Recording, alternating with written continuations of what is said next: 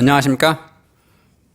땅사고 건물사고 부자되고의 땅사고TV 임동성입니다. 오늘은 임대차 3법이 전월세 폭등시켜 부동산 가격 폭등시킨다, 뭐 이런 제목으로 한번 알아보도록 하겠습니다. 제목에 일단 다 나왔어요. 이게 여기가 지금 그 건물주분 또는 세입자분들 각자의 위치에 따라서 이제 생각이 틀리는데, 그 각자의 생각이 틀리는 걸 떠나서 제가 말씀드리려고 하는 것은 그 결과만을 얘기를 해보려고 하는 거예요. 이 3법이 보고 있으면, 법 문구 또는 이걸 보고 있으면 임대인들이 엄청나게 손해를 보고 임차인들이 엄청난 이익을 본다라는 그런 느낌이 들어요. 그래서 임차인들은 빨리 이 임대차 3법을 통과시켜라라고 이렇게 요청을 하고 있고, 임대인들은 뭐 내 재산권 침해네 뭐네 이런 것을 들어서 또 반대 데모를 막 하고 있습니다. 근데 그런 것을 다 떠나서 이것을 시행을 하게 되면 결론이 뭐냐?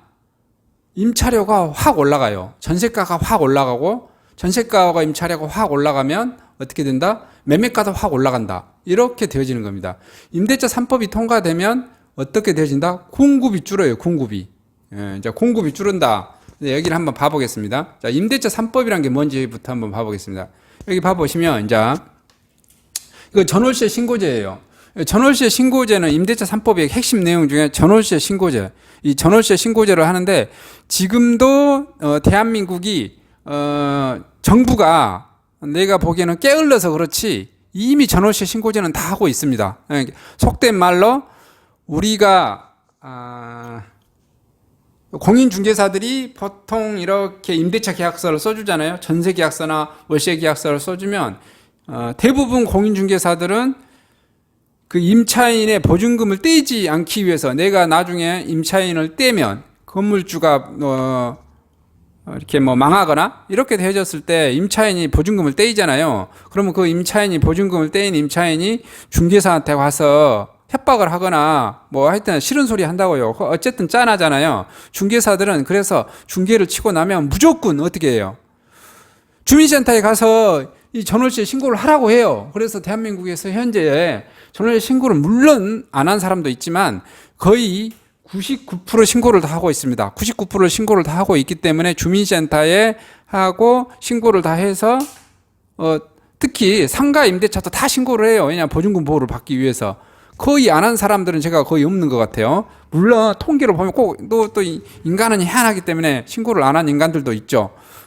그런 사람들을 제외하고는 거의 99% 다 신고를 합니다. 그런데 이 주민센터에 신고된 게, 예를 들어서 제가 지금 여기가 나주 혁신도시인데 뭐 나주시하고 연결된다든지, 또는 이게 국토부하고 연결된다든지, 또는 이게 세무서하고 연결된다든지, 이게 좀 호환이 지금 안 된 것 같아요. 호환이 안 된 것은 지네들이 지금 못하고, 국가가 못하고 있는 거고, 실제는 뭐야? 거의 99% 다 신고하고 있다는 거예요. 이거 다 신고하고 있죠? 그 다음에 지금 임대차 재계약 시 임대료 인상률을 5% 이내로 제한하라. 이제 이것은 주택 임대 사업자한테만 지금 뭐냐면은 시군구청에 신고한, 세무서에 신고한 게 아니고 시군구청에 신고한 임대 사업자들은 이것을 다 하고 있어요. 하고 있죠?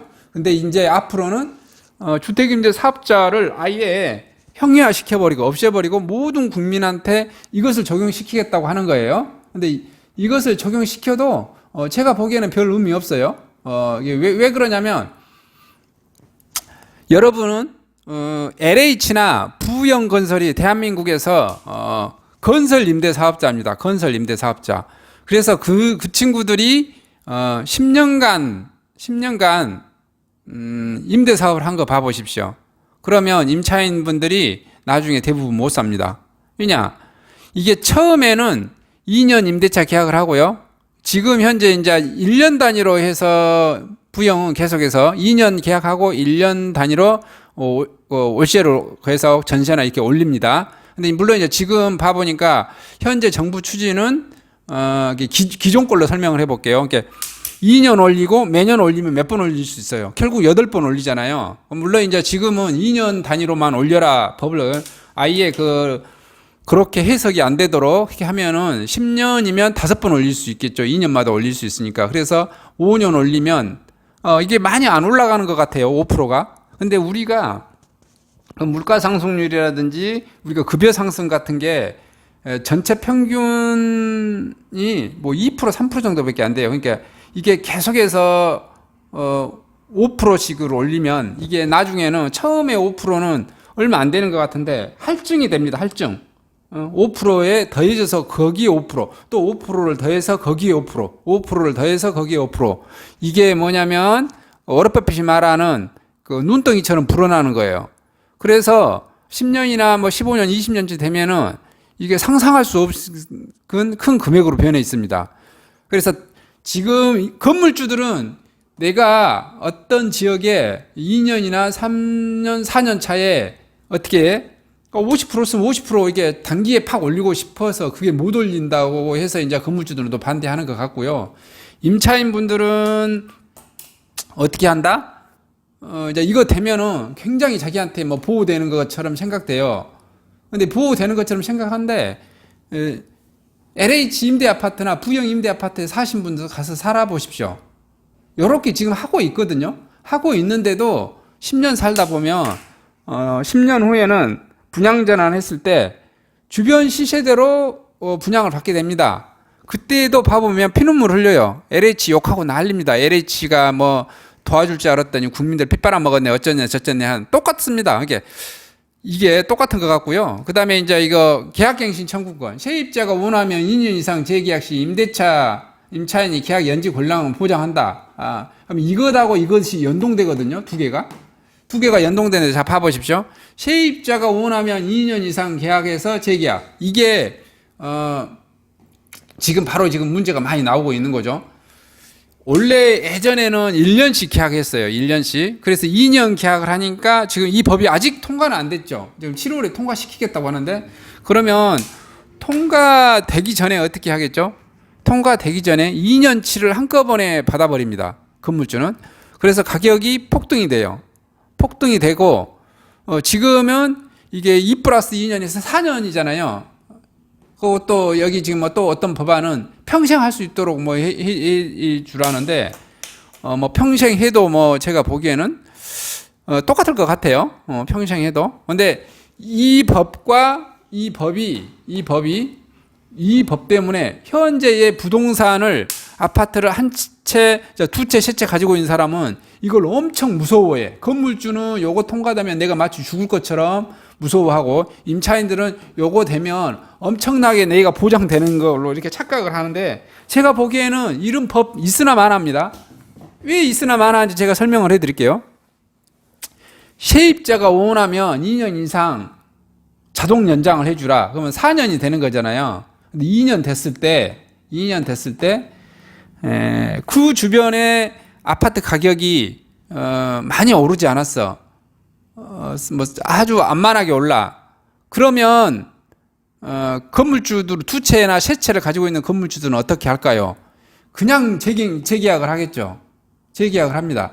근데 어떤 지역이, 그 지역이 굉장히 막 인기가 있어. 초중고도 있고 뭐 편의시설도 엄청 좋고 해서 만약에 전세가가 3억이었는데 갑자기 4억이나 5억으로 튀었어. 그러면 어떻게 해야 되죠? 임차인분들은 거기서 5%만 이렇게, 예를 들어서 3억이었으면, 전세가 3억이었으면 10%면 3천만 원. 그러면 많이 올릴 수 있는 3억 1,500만 원. 이렇게 돼야 될 거잖아요. 근데 건물주는 주변이 4억으로 튀었으니까 4억을 받고 싶겠죠. 그러면 하는 방법은 간단해요. 건물주가 내가 들어가 살란다. 너 집 비워주라. 끝입니다. 끝.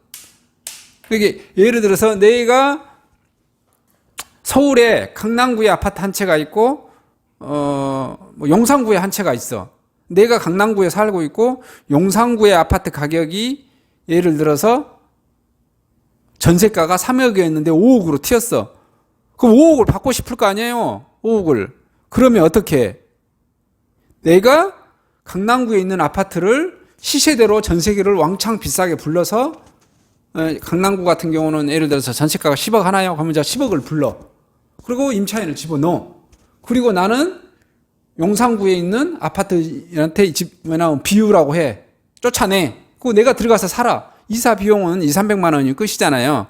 그러면 어떻게 돼? 그 임차인은 쫓겨나. 그 아파트 내가 세 채 있어. 아파트 세 채가 동시에 어떻게 해요? 임대차 기간이 동일하지 않을 건 아니에요. 그것도 내가 또 어떻게 있을까? 뭐 마포구에 또 집 한 채가 있어. 그럼 또 내가 뭐냐면 용산구에 몇 개월 살아. 1년이나 뭐 6개월이나 7, 8개월 살아. 또 어떻게 해? 이사 가는 거야. 마포구 가격이 예를 들어서 전세가가 5억이었는데 7억으로 튀어 올랐어. 그럼 그냥 쫓아내면 되지. 7억 주라고. 그래서 이 뭐냐면은 여기가 계약갱신 청구권이 요거 있다고는 하지만 예외 조항이 많이 있어요. 예외 조항이. 그 예외 조항이 임대인들이 만들어내기가 쉽습니다. 내 아들 집어넣겠다. 내 딸 집어넣겠다. 내가 들어가겠다. 너 집 비워라. 끝. 그러면 이 5% 상한이 의미가 없어지잖아요. 자, 내가 살았어. 건물주가 집 들어가 살았어. 건물주 아들이 그 집에 들어가 살았어. 그리고 2년 후에 건물주 아들이 1년간 살다가 다시 집을 내놔. 그때는 어떻게 해? 시세대로 내놓겠지. 그리고 자, 요게 세 개가 시행이 되면 자, 어떤 현상이 벌어진다? 어떤 현상이? 주택 공급량이 줄어. 왜 줄겠어? 봐봐. 요거는 임대사업자들이 지금 현재 임대사업자들이 행하고 있는 거야. 임대사업자들이 행하고 있어. 근데 임대사업자들한테 혜택은 지금 그 세제 혜택은 다 뺏고 있어. 그러면 임대사업자들이 임대주택 공급에 나서지 않겠지.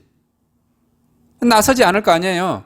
그리고 생각을 해봤어요. 임대사업자는 이자를 손해보고 하는 거야. 내가 봐봐요. 아파트를 6억 주고 사고 전세를 3억에 줬어. 임대사업자는 뭐 하는 거죠? 3억이란 돈을 손해를 보고 있는 거야. 이해돼요? 안 돼요? 근데 왜 이제 미국 사람들이나 유럽 사람들이 보면 한국 사람들의 임대사업자들은 미쳤다고 그래. 이게 우리 대한민국 전세제도를 보고 미쳤다고 그래요. 왜 미쳤다고 생각하냐면 미국인들이나 유럽인들 입장에서 보면 아니 한국 사람들은 참 멍청한 것 같아. 어떻게 6억을 주고 아파트를 샀는데 3억의 전세를 내놓냐. 그럼 자기 3억은 뭐 하는 거야. 금융비용이 날아가는 거잖아. 이렇게 생각한단 말이야. 근데 한국 사람들은 왜 그렇게 하죠? 왜? 아파트 가격이 오를 거라는 것을 전제를 깔고 있어요. 세수 올라왔고, 그래서 그 다음 년대는 3억 5천, 또 그 다음 년대는 4억. 내 돈이 계속해서 어떻게 줄고 있죠. 3억 들어갔던 게 2억 5천으로, 2억으로. 이게 임대인이 금융비용을 부담해 주는 거고, 임차인은 그만큼 6억짜리 집에 3억 들어와서 싸게 사는 거잖아요. 요게 이 임대사업자들이 만약에 그러한 시세 차익에 대한 혜택이 없고 세금으로 왕창 차액분에서 때리면 이 임대사업에 대해서 나선다 안 나선다? 안 나서겠지. 건설 임대사업하는 국가도 지금 그 LH도 그 돈이 그렇게 하면 많이 할 수 없어서 부영한테 해달라, 민간 건설한테 해달라 계속 요청하는 거 아니에요. 국가 자체가 그것을 못 해오니까. 그러면 이런 민간 사업체에 있는 건설 회사들도 다 돈 벌려고 하는 것인데 그게 수익 보장이 안 되면 공급이 많이 되겠습니까? 당연히 공급량이 줄겠지. 공급량이 줄지 않겠어요? 이게 미국도 그렇고 유럽도 그렇고 잘 나간다는 지금 독일도 다 그렇습니다.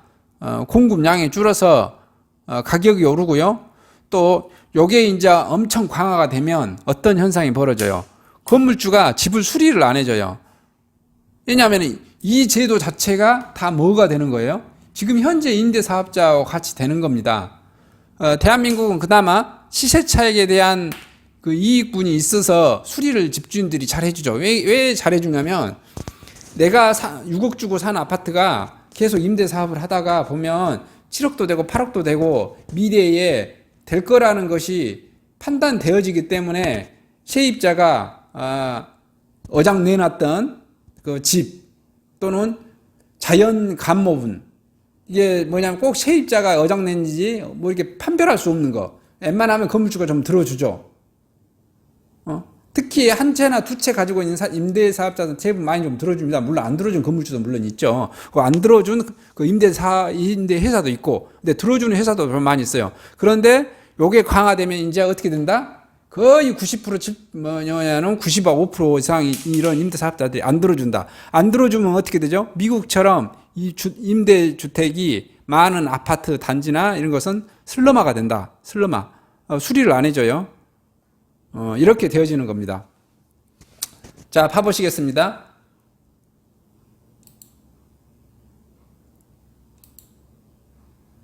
자, 여기는 임대차 3법 촉구를 하고 있죠. 요런 뉴스가 많이 나와요. 이거 데모하고 막 그러겠죠. 여기 있는 사람들은 세입자들이겠죠. 이게 본인들한테 혜택이 된 줄 알고 떠들고 있는 거예요. 그 다음에, 여기도 뭐냐면은, 자, 민주당의 당청청이죠. 임대 산법 7월 날에 어떻게든지 처리하겠다는 거예요. 그리고 그 다음에, 그러면, 가난한 세입자들이나 서민들이 우리 민주당을 많이 찍어주겠지. 요거 흰 거고, 자기네들이 그런 또 정책을 펴왔기 때문에, 그렇게 하려겠죠. 자, 임대차 3법 앞두고 집주인들은 어떻게 된다? 미리 올리자 그러죠, 미리. 이건 제가 미리 올라갈 거예요. 만약에 7월, 이 법이 언제 통과될지 모르겠는데, 통과됨과 동시에 여러 가지가 변수가 생기겠죠. 지금 이 법이, 지금 빨리 7월에 뭐 이제 되거나 또 8월에 뭐 7일원에 8월에 통과되겠죠. 그러면 지금 돌아오는 것은 어떻게 된가요? 전세나 월세가 지금 그래서 서울 같은 경우 폭등하고 있죠. 계속해서 폭등하고 있습니다. 왜냐하면은 지금 4년치 한꺼번에 받아야 되니까. 물론 이제 이 법이 통과되고 난 다음에는 좀 못 올릴 거예요. 근데 제가 법이 되고 나서 통과를 했을 때 못 올릴 건데 아직 건물주들은 제가 뭐라 했어요? 이걸 모른다고 그랬죠. 근데 이거 건물주들이 금방 알게 될 거예요. 뭐라고? 내 아들이 들어갈 거야. 내가 들어갈 거야. 집 비워주라. 그럼 내가 직접 들어가서 살아버려. 한 1년 정도. 1년 정도 살고 나서 오살나게 또 높이 올려. 왜냐하면은 물량이 적으니까. 아무런 의미 없는 거예요.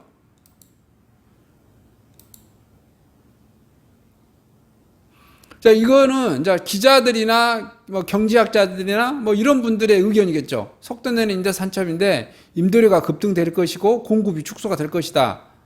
이거 당연한 거 아니겠어요? 왜 그러냐면 제가 여기서 아까 말씀하는 것처럼 이걸 쫓아낼 수 있는 임대인도 있고 못 쫓아내는 임대인도 있어요. 왜냐하면 내가 아파트를 내가 서울서 살고 있고 강남에 있고 마포에 있고 이러면 괜찮죠. 근데 내가 아파트가 서울에도 있고 예를 들어 부산에도 한 채 있고 광주 광역시에도 한 채 있어. 그럼 내가 부산까지 광주 광역시까지 직장이 있는데 이사 갈 수는 없잖아요.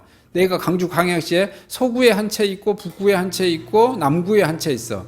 그러면 광주 광역시에서 이사 다니면서 임차인들 다 쫓아내 버리겠지. 그럼 못한 사람도 있으니까 불안하겠죠. 그리고 또 여기가 누가 지금 이게 확실하게 뭐 되어지는 거예요?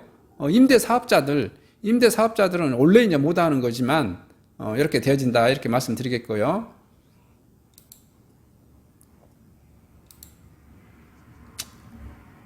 자, 봐보십시오. 임대차 3법 통과 앞두고 서울 전세가 55주째 계속 초고속 상승하고 있습니다. 집주인들도 뭔가 불안해. 그래서 집주인들이 임대차 3법 서구 적용 반대 집회를 갖고 데모하고 지금 뭐 이렇게 하는 것 같아요.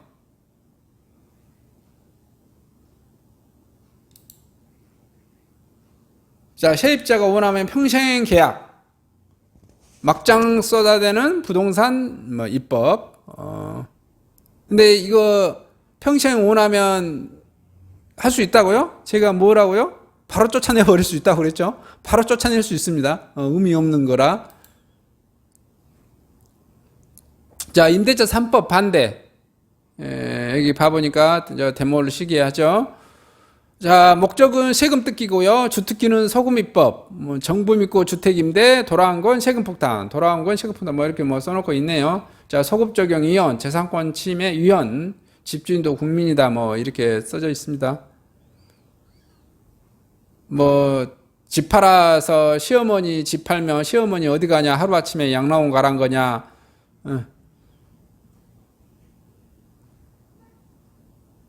대출은 집 사는데 범죄자가 하고 뭐 집주인은 투기꾼이냐, 뭐 하여튼 이제 뭐 반대도 이렇게 있고 그러는 것 같습니다. 자, 세입자 바꾸면서 전세가 못 올리게 점점 세지는 임대차 3법.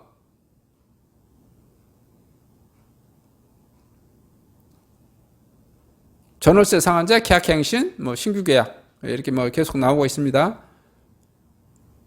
그래서 쭉 이렇게 조회해 보면 대충 아실 거예요.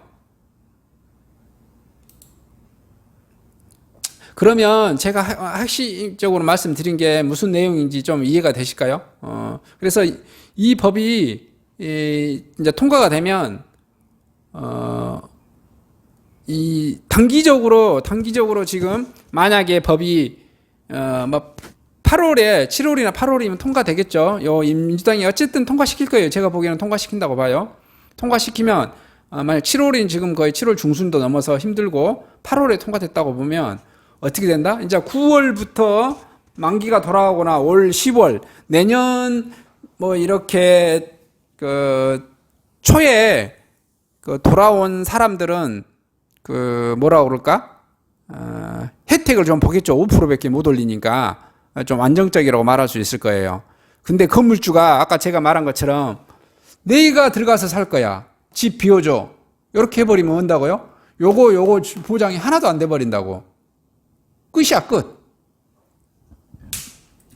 그러면 가장 혜택을 본 사람들은 이제 누구일까요? 그렇죠. 그